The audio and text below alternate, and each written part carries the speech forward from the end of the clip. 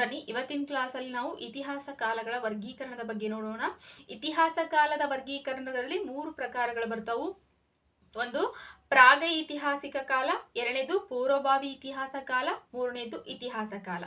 ಪ್ರಾಗೈತಿಹಾಸಿಕ ಕಾಲ ಅಂತಂದ್ರ ಯಾವ ಕಾಲಘಟ್ಟದಲ್ಲಿ ಅಕ್ಷರದ ಪರಿಚಯವೂ ಇಲ್ಲದ ಕಾಲವನ್ನ ನಾವು ಪ್ರಾಗೈತಿಹಾಸಿಕ ಕಾಲ ಅಂತ ಹೇಳಿ ಕರಿತೀವಿ. ನೆಕ್ಸ್ಟ್ ಪೂರ್ವಭಾವಿ ಇತಿಹಾಸ ಕಾಲ ಅಂತಂದ್ರೆ ಯಾವ ಕಾಲಘಟ್ಟದಲ್ಲಿ ಅಕ್ಷರದ ಪರಿಚಯವಿದ್ದು ಆ ಅಕ್ಷರವನ್ನ ಓದಲು ಬರದೇ ಇರುವ ಕಾಲವನ್ನ ನಾವು ಪೂರ್ವಭಾವಿ ಇತಿಹಾಸ ಕಾಲ ಅಂತ ಹೇಳಿ ಕರಿತೀವಿ. ನೆಕ್ಸ್ಟ್ ಇತಿಹಾಸ ಕಾಲ ಅಂತಂದ್ರ ಯಾವ ಕಾಲದಲ್ಲಿ ಅಕ್ಷರದ ಪರಿಚಯವಿದ್ದು ಆ ಅಕ್ಷರವನ್ನ ಓದಲು ಸಾಧ್ಯವಿದೆ ಆ ಕಾಲವನ್ನ ನಾವು ಇತಿಹಾಸ ಕಾಲ ಅಂತ ಹೇಳಿ ಕರಿತೀವಿ. ಇತಿಹಾಸ ಕಾಲವನ್ನ ಎಷ್ಟು ಭಾಗಗಳಾಗಿ ವಿಂಗಡಿಸಲಾಗುತ್ತೆ ಅನ್ನೋದನ್ನ ಕಾಮೆಂಟ್ ಅಲ್ಲಿ ತಿಳಿಸಿ. Thank you.